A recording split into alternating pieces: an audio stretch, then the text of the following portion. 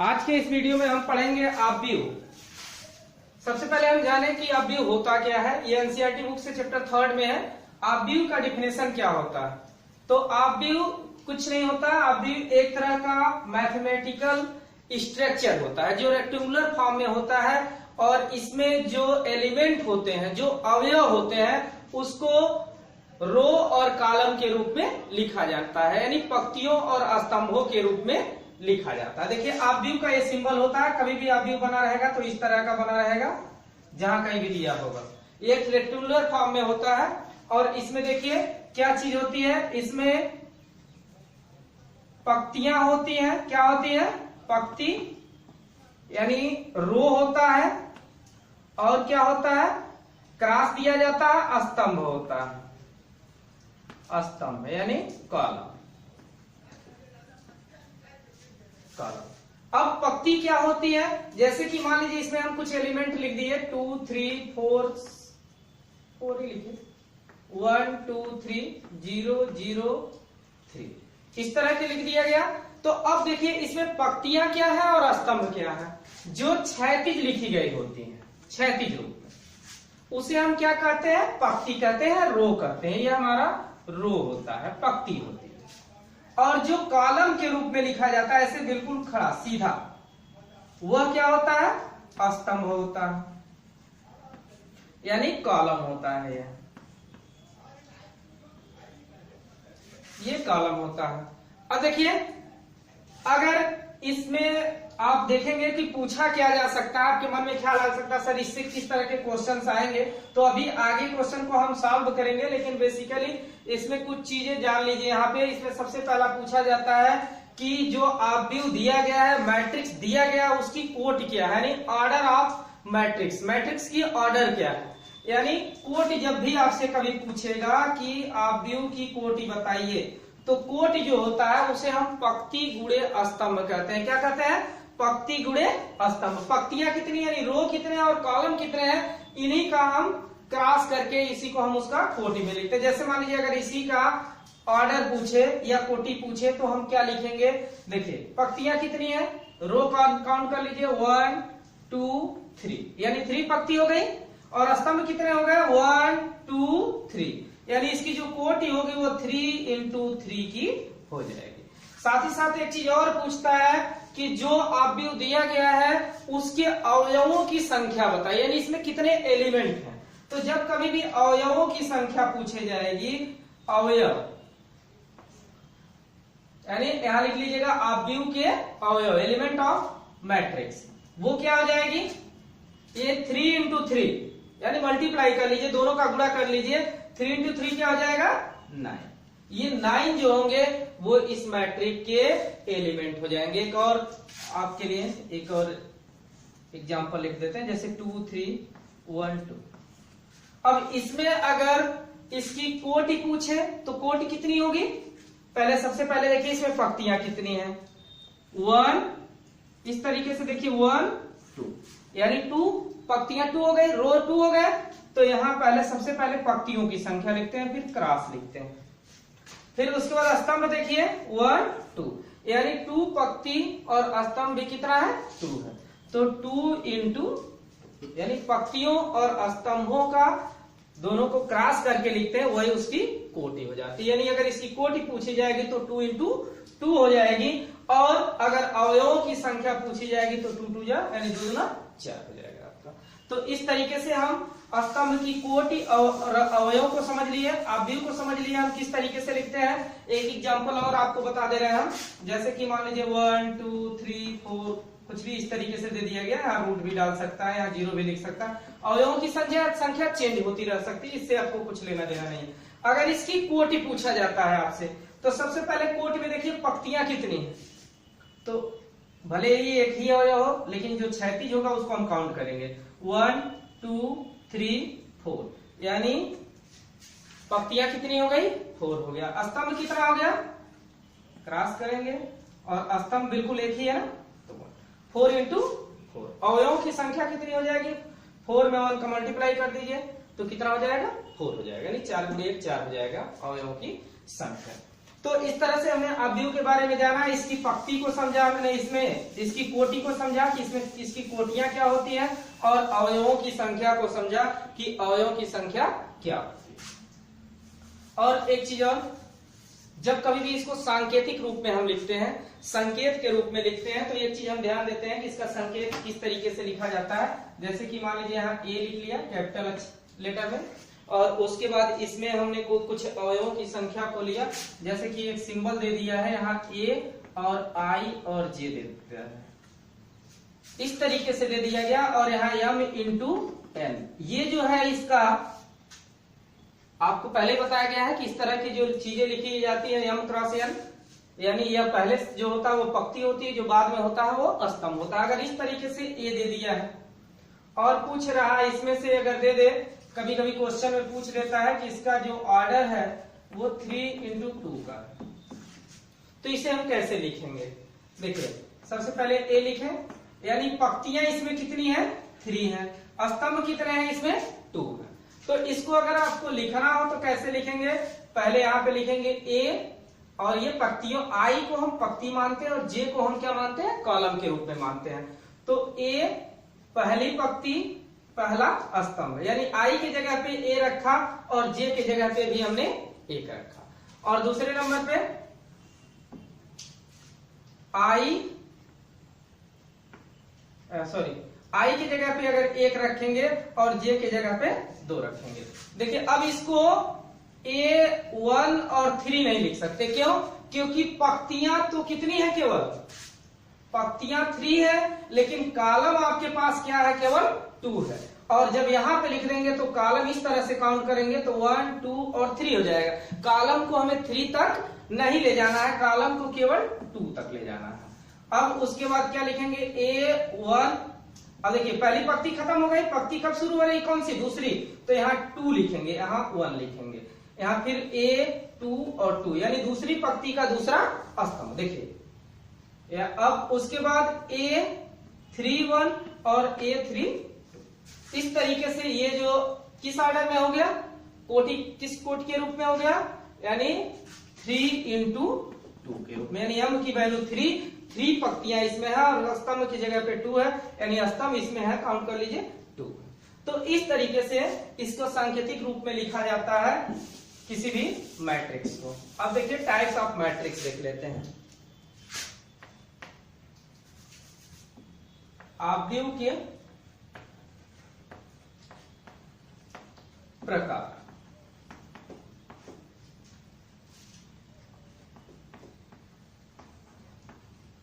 Types of matrix, अवयव के प्रकार।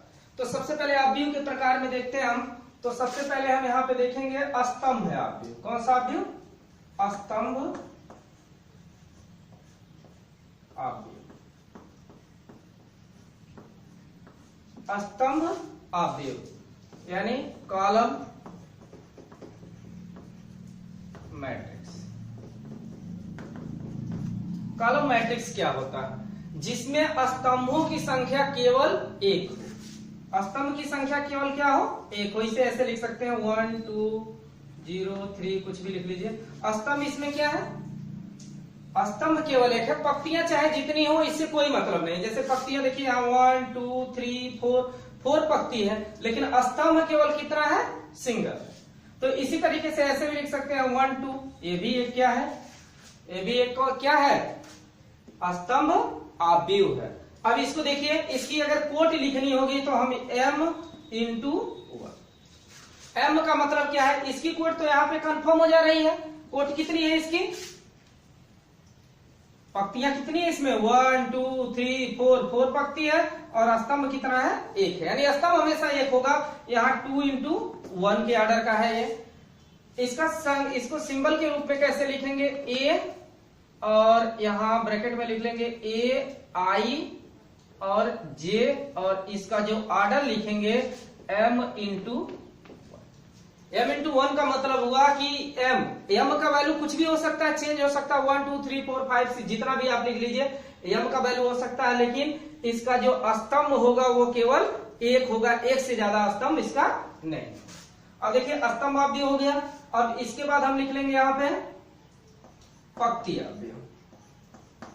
पंक्ति अवयव, पंक्ति अवयव क्या होता है? रो मैट्रिक्स, रो मैट्रिक्स, पंक्ति अवयव। पंक्ति अवयव का मतलब क्या कि इस तरह का अवयव जिसमें पंक्तियों की संख्या केवल एक हो, स्तंभ चाहे जितने हो इससे मतलब नहीं है, पंक्तियां केवल एक होनी चाहिए। जैसे 1 √2 3, ये पंक्तियां इसमें क्या हो गई? सिंगल पंक्ति हो गई। देखिए कॉलम 1 2 3 है लेकिन पंक्ति केवल कितनी है? एक है। तो इस तरह का अवयव जो होगा वो पंक्ति अवयव कहलाएगा। इसको सिंबल के रूप में कैसे लिखेंगे? यहाँ A I और J और इसमें 1 इंटू n लिख लीजिए। 1 का मतलब क्या है कि इसकी पंक्ति केवल एक होगी हमेशा, कहीं भी कितना भी लिख लीजिए, कितने भी कॉलम लिख लीजिए, लेकिन पंक्तियां केवल एक होनी चाहिए। और स्तंभ आप चेंज कर सकते हैं, स्तंभ 2 हो सकता है, 4 हो सकता है, 6 हो सकता है, 10 भी, कुछ भी हो सकता है, लेकिन पंक्ति केवल एक होनी चाहिए। तो ये रहा पंक्ति अवयव, ये हो गया स्तंभ। इसके बाद देख लीजिए पंक्ति अवयव हो गया, स्तंभ अवयव हो गया।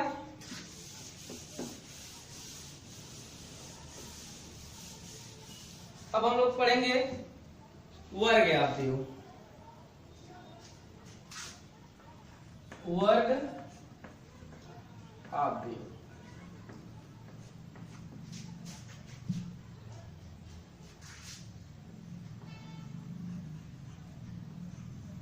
Square matrix. देखिए वर्ग अवयव क्या होता है? वर्ग नाम से ही आपका कंफर्म है, वर्ग यानी जिसमें पंक्ति और स्तंभ दोनों की संख्याएं बराबर हो, यानी जहां m इक्वल n हो जाए, वो क्या कहलाएगा? वर्ग अवयव कहलाएगा। जैसे कि एक एग्जांपल के रूप में लिख सकते हैं 1 3 2 1। इसमें देखिए पंक्ति कितनी है? 2 है, स्तंभ कितना है? 2 है, यानी इसका ऑर्डर जो है वो 2 इंटू 2, यानी m बराबर n। जहां जितना m की वैल्यू रहेगी उतने ही n की वैल्यू रहेगी, जितनी पंक्तियां रहेंगी उतने ही स्तंभ रहेंगे। जैसे कि यहाँ पे एक और एग्जांपल लेते हैं 3 2 1 0 3 2 0 1 2। तो इसमें क्या हो गई? पंक्तियां कितनी है? 1 2 3 1 2 3। तो दोनों तरफ से काउंट कर रहा है तो 3 3 आ रहा है, तो यहाँ 3 इंटू 3। अब इसमें m की भी वैल्यू 3 हो गई और n की भी वैल्यू 3 हो गई। तो इस तरह से इसका ऑर्डर जो आया वो बिल्कुल क्या आ गया? बराबर आ गया। या इस तरह का जो अवयव होता है उसको हम कौन सा अवयव बोलते हैं? वर्ग अवयव बोलते हैं, स्क्वायर मैट्रिक्स बोलते हैं। तो बात बिल्कुल आपको क्लियर होती जा रही है। कहीं भी आपको कोई कंफ्यूजन होगा तो आप हमसे पूछ सकते हैं। अब देखिए विकर्ण अवयव, इसके बाद हम देख लेंगे विकर्ण अवयव।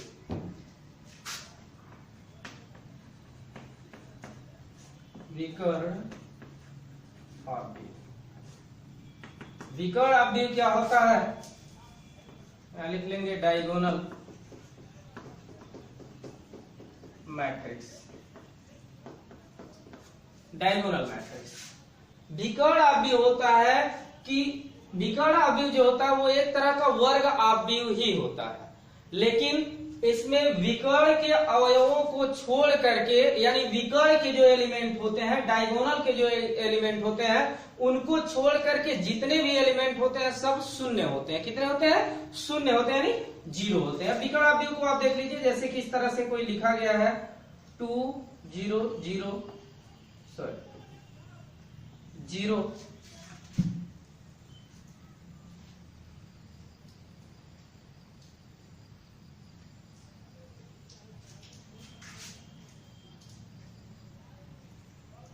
2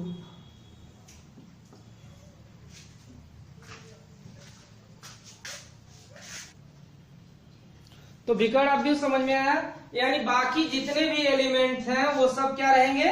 0 रहेंगे। केवल ये विकर्ण जो होगा इसका डायगोनल जो होगा वही क्या कहलाएगा? वही क्या होगा?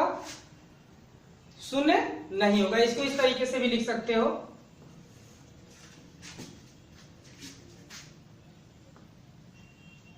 0 0 1 0 0 0 सॉरी 0 0 यहाँ पे 2 लिख दीजिए, यहाँ पे 3, किसी भी तरह का। तो यह इस तरीके से भी देखेंगे तो इसका विकर्ण क्या आ रहा है, शून्य। सॉरी, विकर्ण के अलावा जो भी एलिमेंट आ रहा है वो सब क्या आ रहा है, शून्य आ रहा है। तो ये विकर्ण आप भी हो गया जिसके डायगोनल के अलावा यानी विकर्ण के अलावा जितने भी अवयव आ रहे हैं सभी क्या हो, शून्य हो। इसके बाद देख लीजिए अदिश आव्यूह, अदिश आव्यूह, अदिश आव्यूह स्केलर,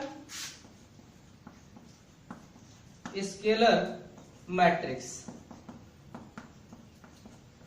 स्केलर मैट्रिक्स भी एक तरह से देखा जाए तो ये विकर्ण आव्यूह ही होता है। दोनों में डिफरेंट कितना होता है कि इसमें विकर्ण के अलावा सभी शून्य होते हैं, इसमें भी जो अदिश आव्यूह होता है इसमें भी विकर्ण के अलावा सब शून्य होते हैं। बशर्ते यहाँ पे आपको ये एग्जाम्पल, यही एग्जाम्पल मैं बता दे रहा हूं आपको, जो एग्जाम्पल ये दिया गया है इसी एग्जाम्पल से हम थोड़ा सा चेंज कर देंगे। इसमें ये क्या हो जाएगा, अदिश आव्यूह यानी स्केलर मैट्रिक्स हो जाएगा। इसमें आव्यूह जो होती है, अदिश आव्यूह यानी स्केलर मैट्रिक्स में इसके विकर्ण जो डायगोनल होते हैं वो सभी सेम होते हैं, बराबर होते हैं। जैसे मान लीजिए यहाँ √3 दिया गया तो यहाँ भी √3 होगा, यहाँ भी √3 होगा।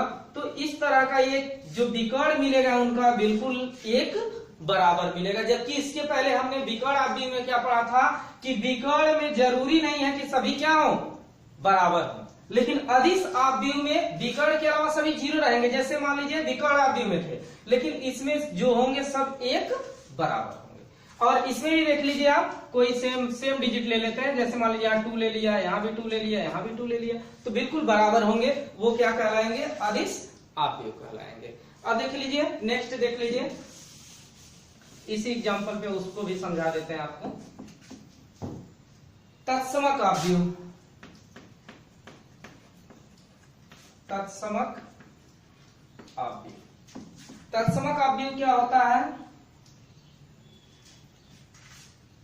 आइडेंटिटी। तत्समक आव्यूह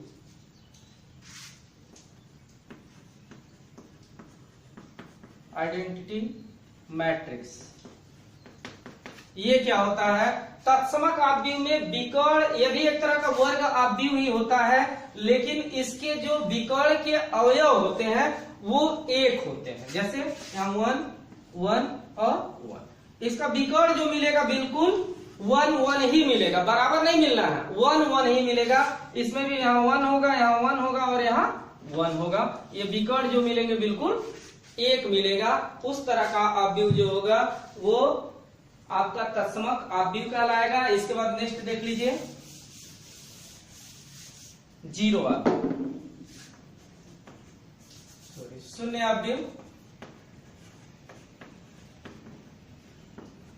यानी जीरो मैट्रिक्स। जीरो मैट्रिक्स क्या होता है, जिसमें अवयवों की संख्या 0, यानी कोई भी एलिमेंट उसमें 0 के अलावा कोई भी एलिमेंट न लिखा जाए, वो क्या कहलाता है, शून्य आव्यूह यानी जीरो मैट्रिक्स। जैसे कि मान लीजिए जितने भी एलिमेंट लिखे गए हो सब 0 0 लिखा जाए, चाहे 2/2 का हो, चाहे 2/3 का हो, चाहे 1/2 का हो, जितने भी ऑर्डर का हो वो सब क्या हो, 0 0 ही हो, 0 के अलावा कोई और अवयव न हो।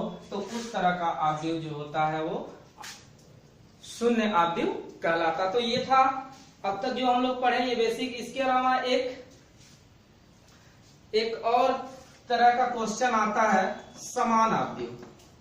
समान आव्यूह, समान आव्यूह क्या होता है, जिसमें जो एलिमेंट, जैसे मान लीजिए कोई भी आव्यूह दिया है 2 1 और यहाँ 3 2 दे दिया, तो एक और मैट्रिक्स अगर लें हम, सपोज करिए ए की वैल्यू है और यहाँ बी की वैल्यू एक ले लेते हैं, बी एलिमेंट ले लेते हैं आव्यूह, और इसमें भी बिल्कुल इसी तरह का जिस ऑर्डर में नंबर लिखे गए हैं और जो नंबर, जैसे जो एलिमेंट जो जिस स्थान पे है, दूसरे भी अगर मैट्रिक्स हम लेते हैं तो वह उसी स्थान पे, जैसे देखिए यह पहली पंक्ति के पहले स्तंभ में है, तो यहाँ भी 2 पहली पंक्ति के पहले स्तंभ। यहाँ 3 को देखिए, ये दूसरी पंक्ति का पहला स्तंभ है, यहाँ भी दूसरी पंक्ति का पहले स्तंभ के स्थान पे है। तो इस तरह का कोई आपको अवयव मिलता है तो उसे हम समान अवयव कहते हैं। तो ये बेसिक कंसेप्ट रहा, इसको आप अच्छे से समझ लीजिएगा। इसके बाद से नेक्स्ट वीडियो में आपको